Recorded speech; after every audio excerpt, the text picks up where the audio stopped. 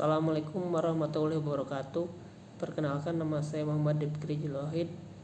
Bersama rekan saya Pak Agustina Munawar.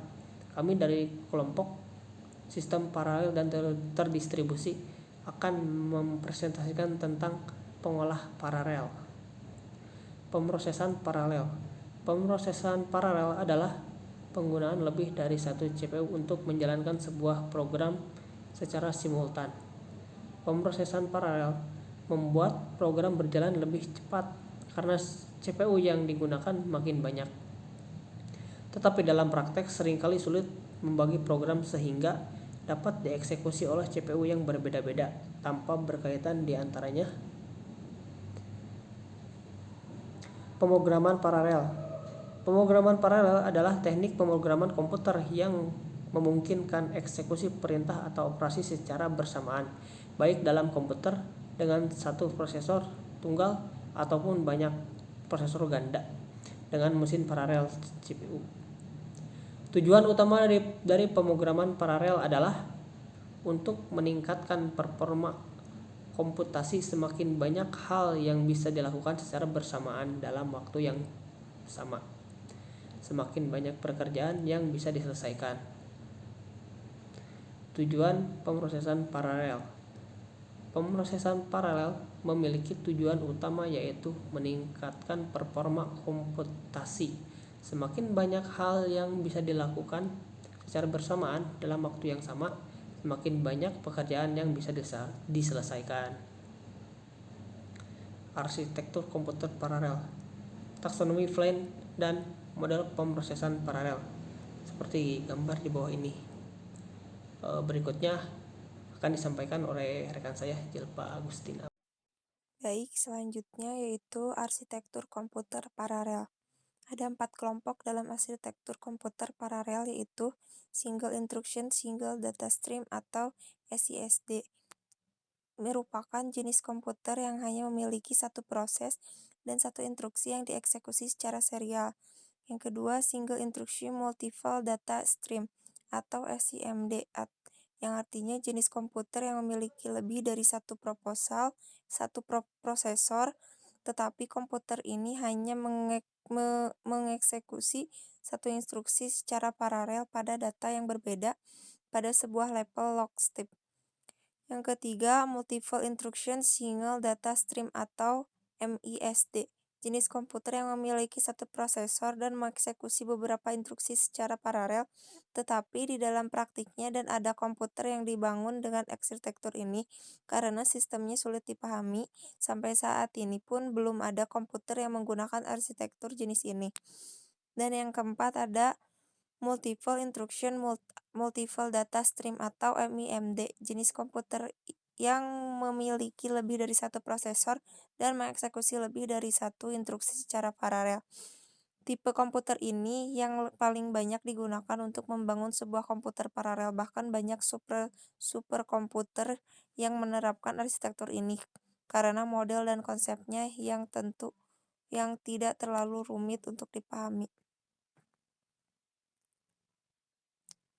Yang selanjutnya ada bahasa pemrograman yang digunakan pada pemrosesan paralel. Di sini ada Message Passing Interface atau MPI, yang artinya Message Passing Interface atau MPI adalah sebuah standar pemrograman yang memungkinkan pemrogram untuk membuat sebuah aplikasi yang dapat dijalankan secara paralel. Proses yang dijalankan oleh sebuah aplikasi dapat dibagi untuk dikirim ke masing-masing compute node, yang kemudian masing-masing compute node tersebut mengolah dan mengembalikan hasilnya ke komputer head node. Kegunaan MPI yaitu menulis kode paralel secara portable, mendapatkan performa yang tinggi dalam pemrogram paralel. Yang ketiga, menghadapi permasalahan yang melibatkan hubungan data irregular atau dinamis yang tidak begitu cocok dengan model data paralel. Selanjutnya ada Parallel Virtual Machine atau PVM. Parallel Virtual Machine atau PVM adalah paket software yang mendukung pengiriman pesan untuk komputasi paralel antar komputer. PVM dapat berjalan di berbagai macam variasi Unix ataupun Windows dan telah portable untuk arsitektur seperti PC, workstation, multiprocessor, dan superkomputer. Komponen PPM. PPM Daemon merupakan semacam program berjalan di belakang dan biasanya menangani program dari para klien. Komponen ini berada pada setiap komputer yang terhubung dalam virtual machine atau mesin virtual. PPM berguna untuk membentuk konfigurasi host dalam PPM. PPM mengkoordinir komunikasi antar host. PPM Libraries merupakan komponen antarmuka pemakai PPM untuk melakukan pengiriman pesan, pembuatan proses, koordinasi proses, dan modifikasi virtual machine. Selanjutnya ada komputasi modern dan pemrosesan paralel. Yang pengertiannya itu pemrosesan paralel juga disebut komputasi paralel. Dalam upaya lebih murah, pengolahan komputasi paralel menyediakan alternatif pilihan yang layak. Waktu idle siklus prosesor di seluruh jaringan dapat digunakan secara efektif oleh perangkat lunak komputasi terdistribusi yang canggih pengolahan paralel.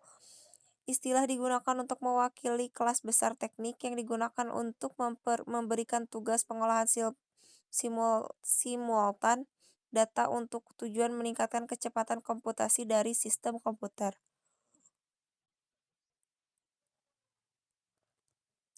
Dan selanjutnya ada kelebihan dan kekurangan pemrosesan paralel.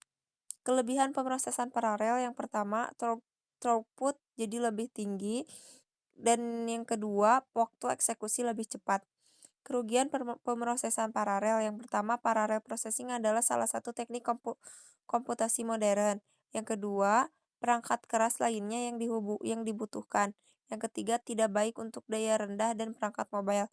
Yang keempat, karena membutuhkan banyak prosesor, maka biaya mahal. Dan yang terakhir, kebutuhan daya juga lebih.